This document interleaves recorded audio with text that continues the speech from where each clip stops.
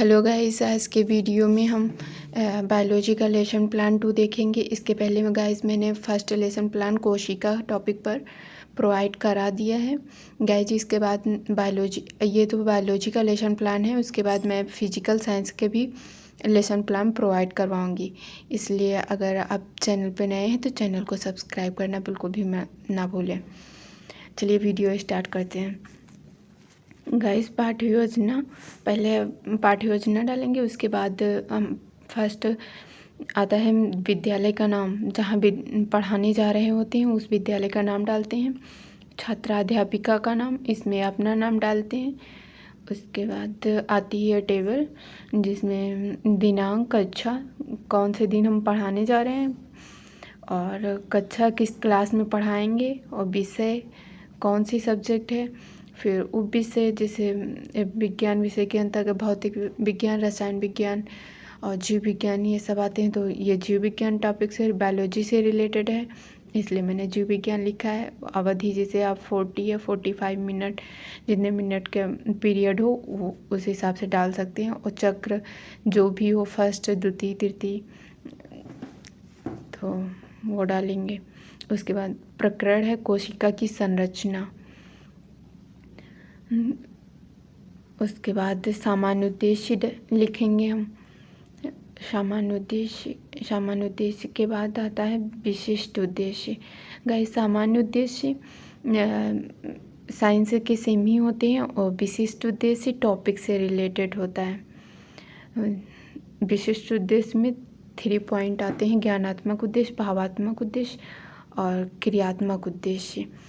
तो इसके अंदर मैंने 2-2 पॉइंट लिखे हैं, आप ऐसे ही लिख सकते हैं। उसके बाद आता है हमारा सहायक सामग्री, कि हम टीचिंग के लिए कौन सी सामग्री साथ में लेके जा रहे हैं, वो लिखते हैं सहायक सामग्री में।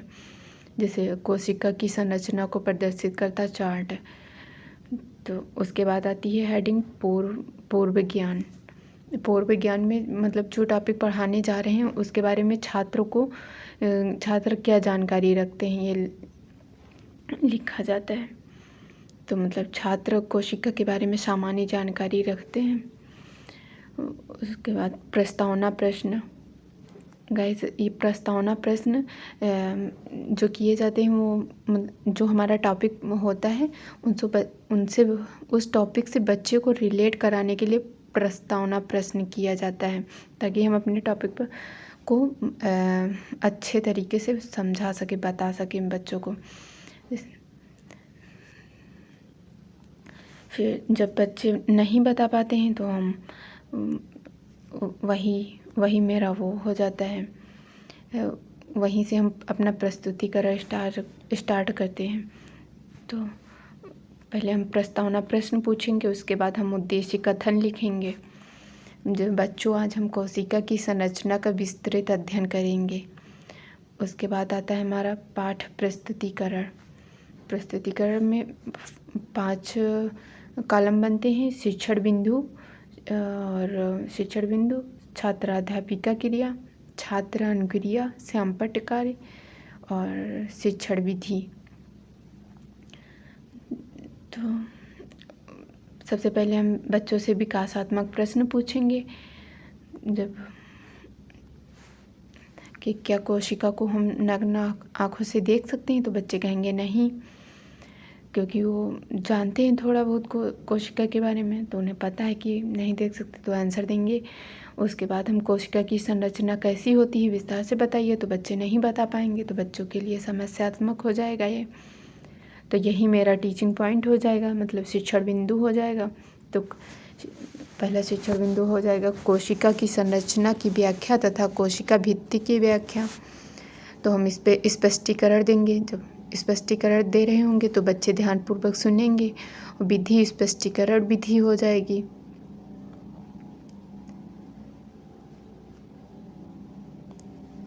उसके बाद जब हम स्पष्टीकरण पूरा दे देंगे तो उसके बाद हम बच्चों से बोध प्रश्न पूछेंगे, जिस पर मैंने स्पष्टीकरण दिया है, जो बच्चों को समझाया है उसी पे हम 1-2 क्वेश्चन करेंगे बच्चों से कि बच्चों के समझ में आया है कि नहीं।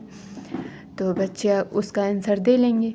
तो ये जब हम प्रश्न करेंगे तो ये प्रश्नोत्तर विधि हो जाएगी।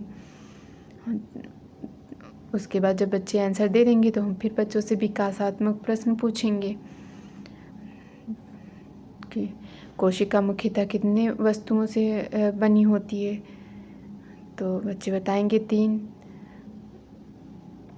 कोशिका आवरण के वस्तुएं स्तरों से बनी होती है, कुछ भी लिख सकते हैं आप। तो बताएंगे 3। तो कोशिका आवरण के बारे में विस्तार से बताइए। तो ये बच्चों के लिए समस्यात्मक होगा, बच्चे बता नहीं पाएंगे। तो यही मेरा टीचिंग पॉइंट हो जाएगा, शिक्षा बिंदु। तो कोशिका आवरण की व्याख्या, तो यह व्याख्यान तो स्पष्टीकरण देंगे फिर बच्चों को इस पॉइंट पर बच्चों को समझाएंगे। तो ये व्याख्यान विधि हो जाएगी। और जो चार्ट लेकर गए होंगे वो समझाएंगे चार्ट से, तो प्रदर्शन विधि हो जाएगी। चार्ट दिखाकर उसकी व्याख्या करेंगे और बच्चे देखेंगे तो प्रदर्शन विधि भी हो जाएगी। और बच्चे ध्यानपूर्वक सुनेंगे और देखेंगे।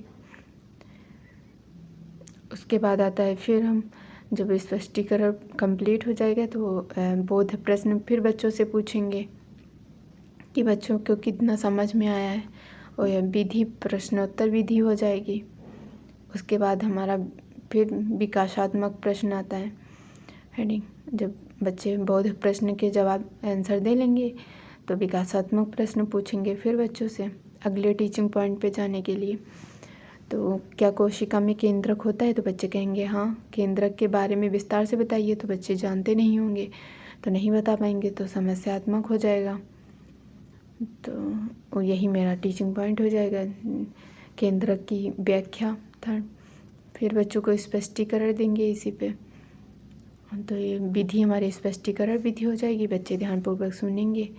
फिर बच्चों से फिर जब पूरा स्पष्टीकरण दे लेंगे तो फिर बच्चों से लास्ट में बोध प्रश्न पूछेंगे। जब बच्चे आंसर दे लेंगे फिर यहीं पे हमारा प्रस्तुतिकरण समाप्त होता है। तो अगला आता है श्यामपट्ट सार। श्यामपट्ट सार में हम वो लिखते हैं जो हमें ब्लैक बोर्ड पे लिखना होता है। जैसे जो मेन पॉइंट होते हैं वो हम ब्लैक बोर्ड पे नोट कर लेते हैं, वही हमें श्यामपट्ट सार में लिखना होता है यहाँ पर। तो इसको जब पूरा प्रस्तुतिकरण कंप्लीट हो जाएगा उसके बाद हम बच्चों को रिवाइज करा देंगे ये श्यामपट्ट सार जो ब्लैक बोर्ड पर लिखे होंगे, रिवीजन करा देंगे। उसके बाद हमारा आता है श्यामपट्ट सार के बाद मूल्यांकन प्रश्न पूछेंगे बच्चों से। जो पूरा प्रस्तुतिकरण दिया है उस पर मूल्यांकन प्रश्न बच्चों से पूछेंगे कि हाँ बच्चों को समझ में आ गया है। तो उसके बाद बच्चों को गृह कार्य दे देंगे। गृह कार्य में मैंने 2 क्वेश्चन लिखे हैं और आप बच्चों को गृह कार्य उतना ही देंगे जितना बच्चे करके घर से ला सकें आसानी से, क्योंकि बच्चों को और भी सब्जेक्ट में गृह कार्य मिलता है। ओके गाइस, मिलते हैं अगले वीडियो में अगले लेसन प्लान के साथ। तब तक के लिए bye bye, take care and thanks for watching this video and subscribe now. Thank you.